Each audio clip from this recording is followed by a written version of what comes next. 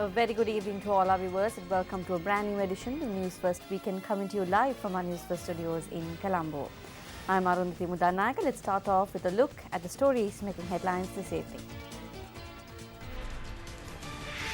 Reopening the Katuapitiya Church, His Eminence Cardinal Malcolm Ranjit says rulers require a backbone to rise up against foreign intervention. More information regarding garbage in Katunayaka. Police opened fire at a group of AWA members. 1 killed. Investigations launched to locate 5 others. Pakistan Prime Minister arrives in Washington to meet with US President Donald Trump. Now the stories in detail. The Katuapitiya St. Sebastian's Church was reopened today, 3 months after the April 21st suicide attack on the church.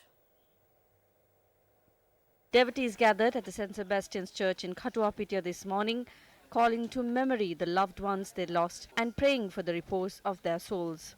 Over 1,000 devotees attended the Mass today, and a special security plan was in place surrounding the church premises.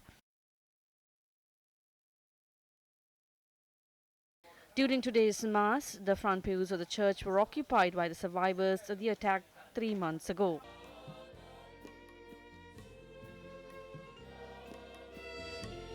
The service began at 8:30 this morning and the Mass was celebrated by Archbishop of Colombo, His Eminence Cardinal Malcolm Ranjit.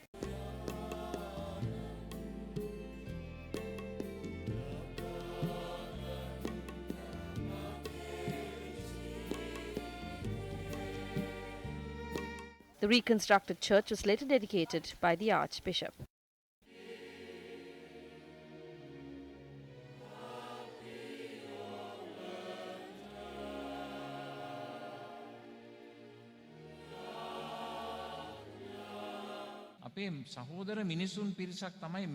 Our fellow brothers and sisters died. There is a question that requires an answer. Was there a way to prevent these attacks? I think there was more than one way to prevent the attack, but nothing was done because of selfish politics and the greed for power. Now committees and commissions are appointed and reports are prepared according to their whims and fancies. Although certain commissions are said to have handed in their reports, we have not seen any of them. This is something that has always happened in Sri Lanka. Everything is being hidden. When we think of the April 21st attacks, there is a certain level of fear that we feel.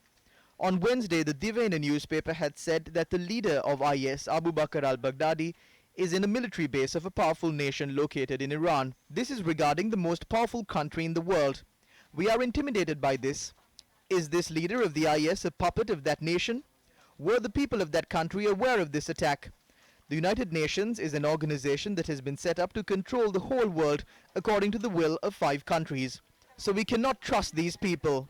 The officials of the United Nations did not come to the houses of the victims of the Katuapitiya bomb and question them. They went in search of justice for the suspects in custody of the police or the army. This is international law. But the leaders of our country do not have a strong backbone. We cannot let international countries intervene in matters of our nation. This is our country. Steps were taken to render our intelligence units dysfunctional to satisfy the needs of the United Nations or the Human Rights Council or international NGOs. Because of that, when these extremists were captured in Vanathavillua, nothing was done. The political leadership completely threw this issue under the carpet. This was the cause for 300 people to lose their lives. The lives of our innocent people lost in vain. You were people who could stand on your own feet, but now you have been confined to a wheelchair or a bed because of these stubborn, wasteful mistakes of the leaders of the country who have no policies. Therefore, the time has come now to send all of them home. These unwise leaders should be held for the loss of lives of all of these people.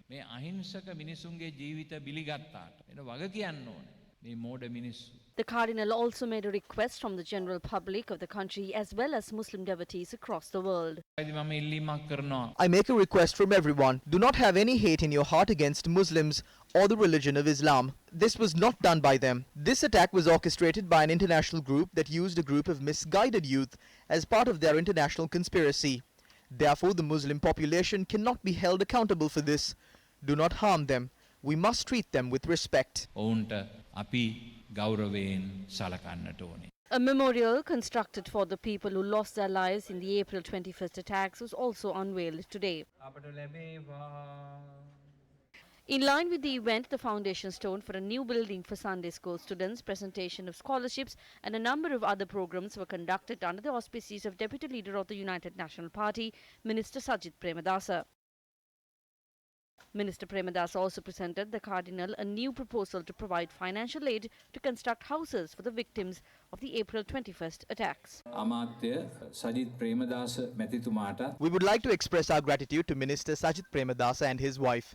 It was Minister Sajith Premadasa and his wife who spearheaded the initiatives to successfully conclude all programs at the Kochikade Church, the Katuapitiya Church, as well as the church in Batiklo. I also express my gratitude to all the officials involved in these efforts. A special memorial was also held at the burial grounds of the Katuapitiya Church.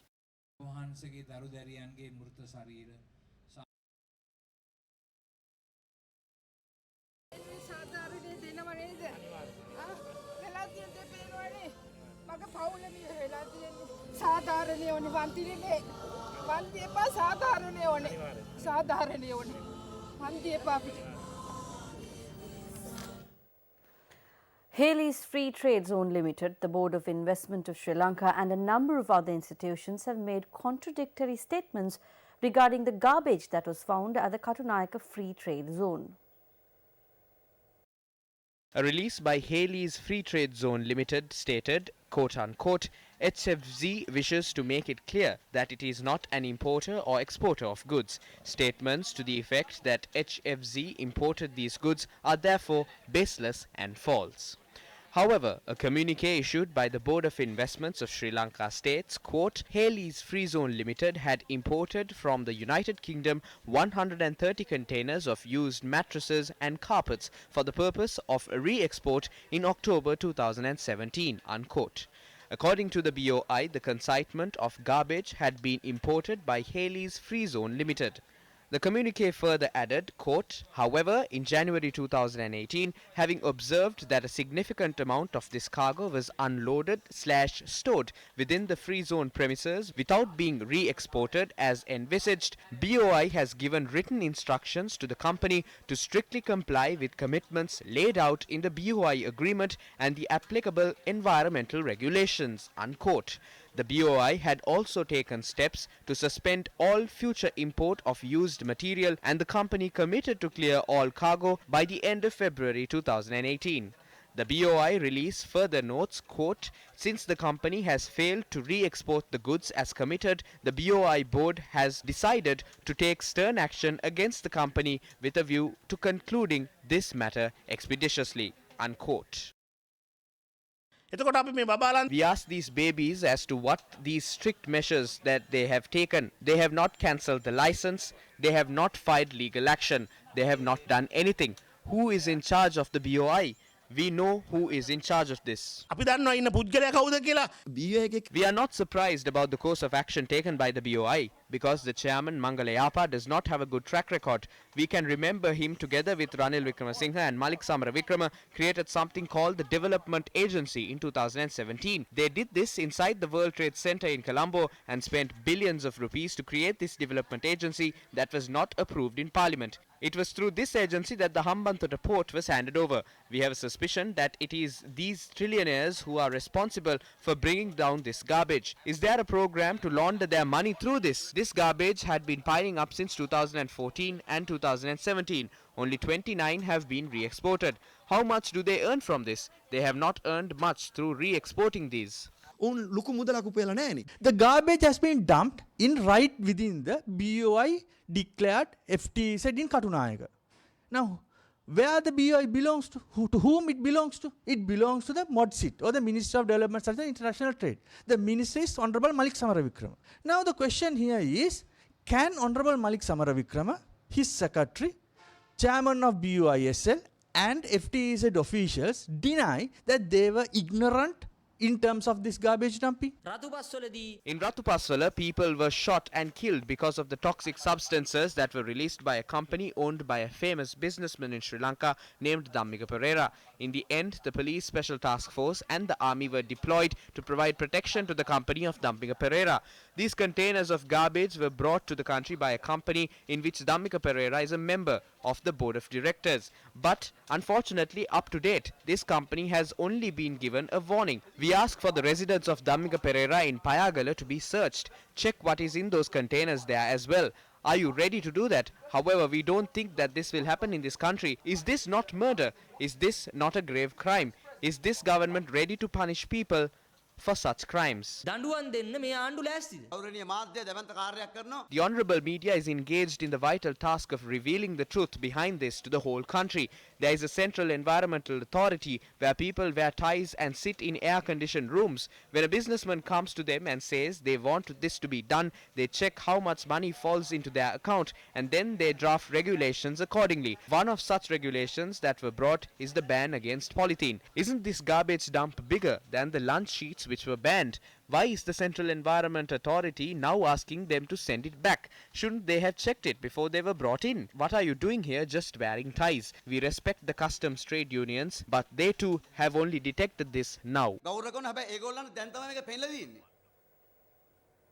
It's now time for Crime Watch.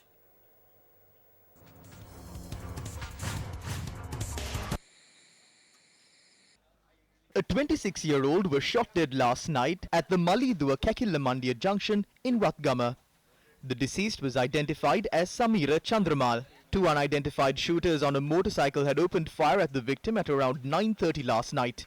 Subsequently, the gunman had fled the scene. According to police, another person was with the victim at the time of the shooting. However, no information was available in this regard. The police added that the deceased had served time for his involvement in organized criminal activities. Meanwhile, a member of the Awa gang was shot dead by the police in the Manipai Police Division in Jaffna. Police media spokesperson SP Ruan Gunasekara said the incident had taken place at around 8:45 last night. At the time of the shooting, the police was engaged in inspecting individuals and vehicles following a tip-off received by the police of attempts by the Awa gang to attack houses along the Inuville Road. 6 members of the Awa gang riding on 3 motorcycles had attempted to attack the police with swords when police attempted to inspect them. Subsequently, the police had opened fire, injuring one member of the Awa gang, who was later admitted to hospital. The police media spokesperson said the remaining members of the Awa gang had fled the scene, while 3 swords and a motorcycle belonging to them were discovered during subsequent investigations. Police had identified one of the suspects who fled the scene, while 2 police special teams are currently conducting investigations to arrest the remaining suspects.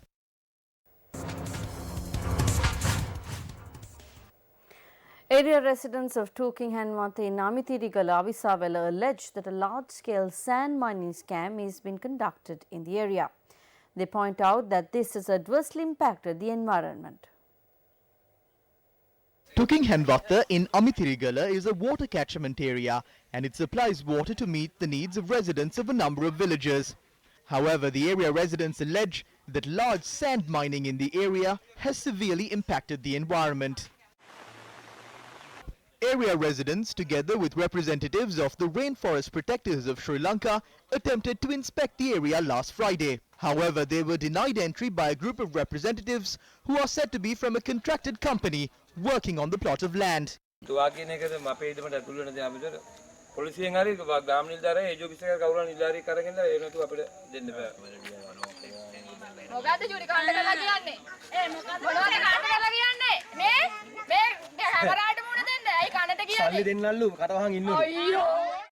Afterwards, the police arrived at the scene. The area residents allege that the sand smugglers in the area are backed by political powers. They are continuing these operations with political patronage. We have received information that this is being done by the brother of Minister Kabir Hashim. When these are all cut down, the people in this area will not have a single source of water. We bathe and drink from these wells. If the environment is affected, we will lose this water. So please help us protect this. A seminar of the Viyatmaga Intellectual Dialogue themed The Country and Its Future took place in Wattala yesterday. Former chairman of the Sri Lanka Ports Authority, Dr. Priyath Bandhuvikrama, expressed the following views regarding the government's decision to develop the Hambantota port with Chinese assistance.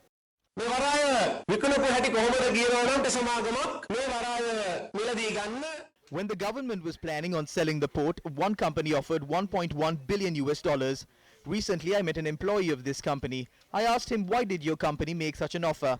They said they did not expect us to sell the port at such a price. Now this company has separated this port into multiple segments and are selling each segment to various companies. They are earning massive profits. This port is now valued at more than $5 billion. We constructed an island with an area of more than 110 acres inside the port. The value of this island exceeds $500 million. In 2014, an investor offered $500 million for this island. However, we refused to sell it, as construction activities were not complete. This island was given free of charge. Now development activities at the east terminal of the Colombo port have been handed over to India and Japan. What's ironic is that all main ports in India are currently being operated by a company based in Dubai. However, they have requested to operate the main port in our country. Reverend Father Anthony Cyril expressed the following views criticizing the previous and present government.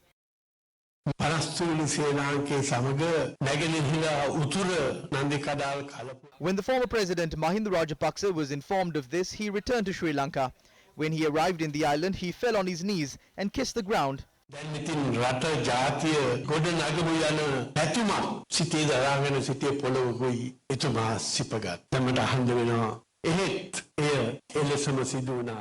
Between 2009 and 2015, our leaders used racism for their personal objectives.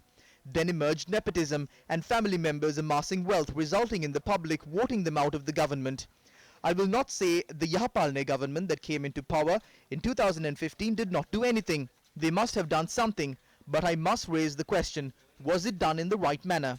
The two main heads of the Yahapalne government are now divided. The Prime Minister attempted to control the country with a few of his good friends. The President till date has made 31 official trips to foreign countries.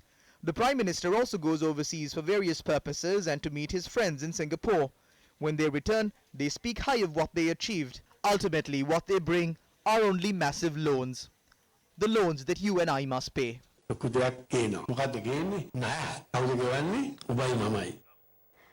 government of Sri Lanka does a lot of things behind the people's back. However, nobody in the country is aware until tons of garbage is dumped on our country by foreign nations. It is evident that the government has shown a blind eye to many problems faced by thousands of people.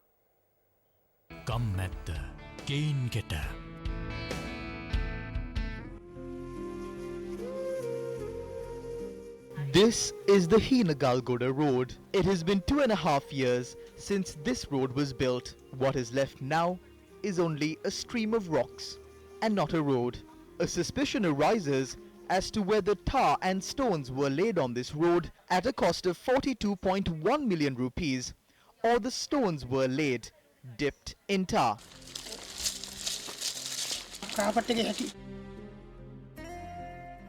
A bus used to travel on this road, providing transport to the villagers, but that bus is nowhere to be seen now.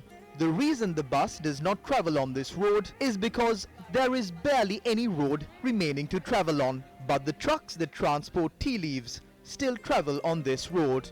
The road becomes more dilapidated with each lorry that travels on this road. 800 families that earn a living by plucking tea leaves have waited for years, eagerly expecting a proper road to travel on.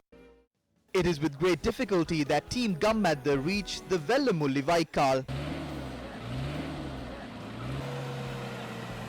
Vellamulli Vaikal is known to be a place that saw the end of the 30-year-long war. 400 families have lived here for a period of 8 years, but signs of development are yet to be seen. The residents first greeted us with a glass of water to quench our thirst before unveiling their plethora of problems. The water that these residents consume every day is barely suitable for human consumption. A research has been conducted in the area, and the research did prove that this water is contaminated, and a number of ailments has also been reported in the recent past in this area. These residents spend most of their time not at their homes but at hospitals.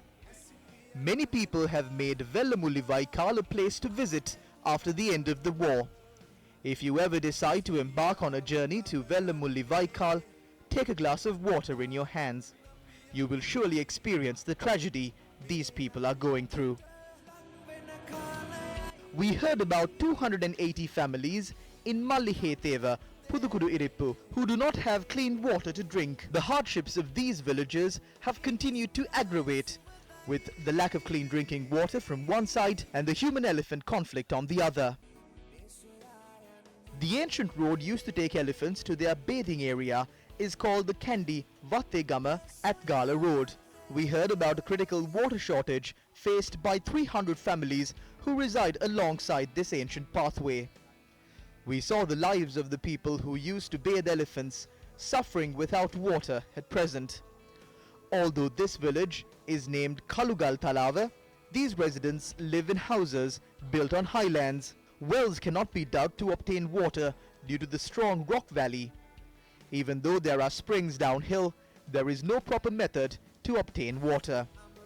If the officials did care, a simple glance at a map will show them the springs that are available in this area. If they in fact did care, the people living here will finally have a glass of clean drinking water to quench their thirst.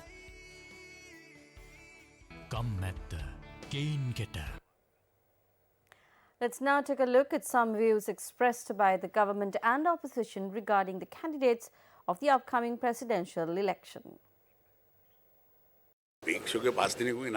Names of 5 candidates are being read. I am told about these. I am looking into these people.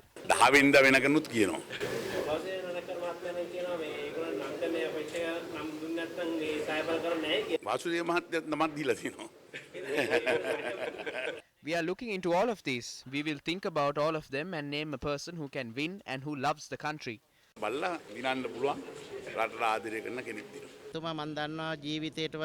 I am 200% sure that Mahinda Rajapaksa will not nominate Gotabaya Rajapaksa. Up to date, he has not named him in person, although other members of the board say that Gotabaya Rajapaksa or a member of the Rajapaksa family.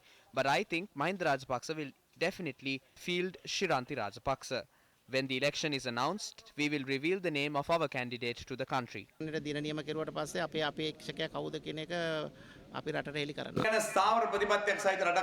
need a country with a stable policy. Our party convention is going to be held on the 2nd of September. We will present an important set of policies at the Sri Lanka Freedom Party convention under the leadership of President Maithripala Sirisena. These policies will be on the path that the country should take. We will clearly highlight what should be done in the country over the upcoming years. We will prepare a program for all of us to gather there. A conference organized by the Intercompany Employees Union was held in Colombo today. Convener of Voice Against Corruption, Wasanta Samarasinghe, expressed these views at the occasion.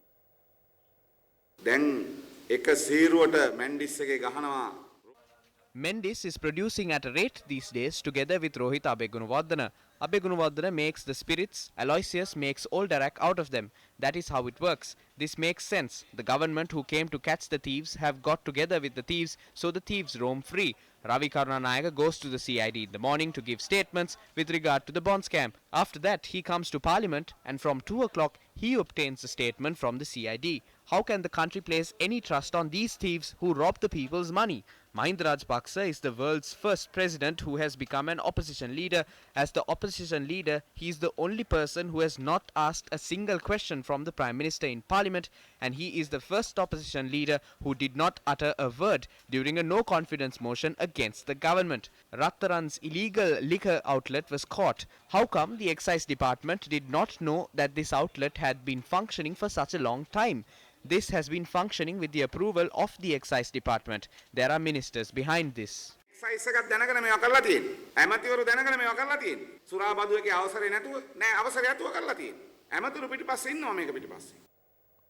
The foundation stone for the construction of a religious education institution under the Sadham Daham Savana program was laid in Kolonawa today.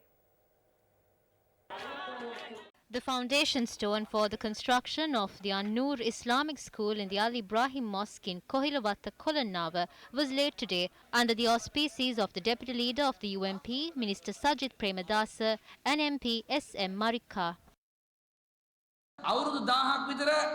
For about 1,000 years, the Sinhalese and Muslim communities lived in harmony. However, today, the trust between these communities have been negatively affected. Minister Sajid Premadasa provided financial aid to construct this Islamic school under the Daham Pasal development program. The Muslim community appreciates his efforts and is grateful to him. Our country needs a good Buddhist leader who will respect all religions equally. Through this program, Minister Sajid Premadasa has proved that he is one of them. Members of Parliament representing the Sri Lanka Muslim Congress have decided to abstain from accepting ministerial portfolios until solutions are found to the issues faced by the Muslim community. A senior member of the party said the decision was made this evening at a committee meeting of the SLMC.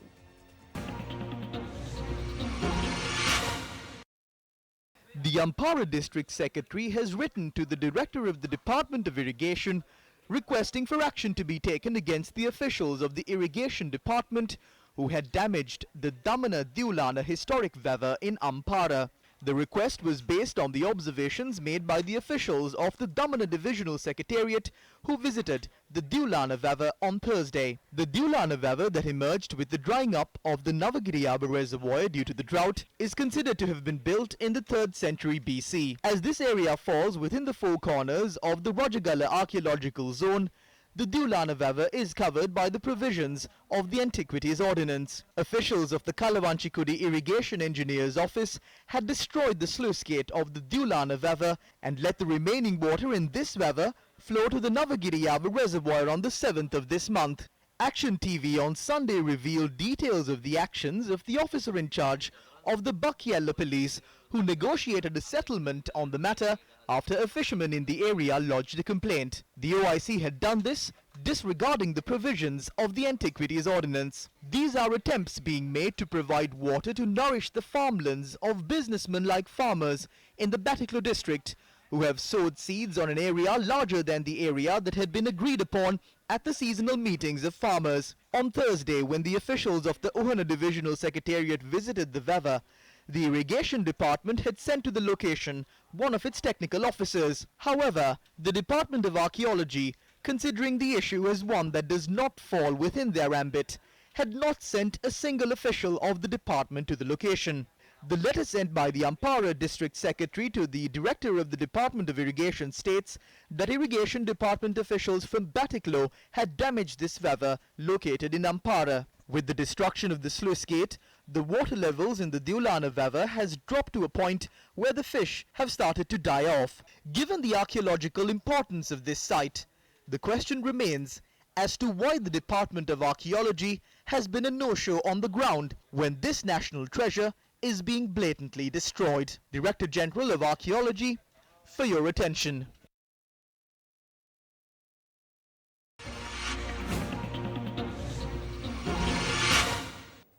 Moving on to news overseas, Pakistan Prime Minister Imran Khan arrived in Washington on his maiden trip to the US, during which he will hold talks with Donald Trump and reboot bilateral ties that were hit after the US president publicly criticized Islamabad, cancelled military aid and asked it to do more to fight terrorism. Imran Khan, aged 66, is scheduled to meet President Donald Trump at the White House tomorrow, during which the American leadership is likely to press him to take decisive and irreversible actions against terrorist and militant groups operating from Pakistani soil and facilitate peace talks with the Taliban. The cricketer turned politician arrived in the US yesterday afternoon aboard a commercial Qatar Airways flight and is staying at the official residence of the Pakistani ambassador to the US, Asad Majid Khan. Imran Khan was welcomed at the airport by his foreign minister, Shah Mahmood Qureshi. A large number of Pakistani Americans also welcomed him. Nawaz Sharif was the last Pakistani Prime Minister to visit the US on an official trip in October 2015. And with that, we wrap up tonight's edition of Weekend Primetime News. Thank you very much for joining us. Good night. Bulletin.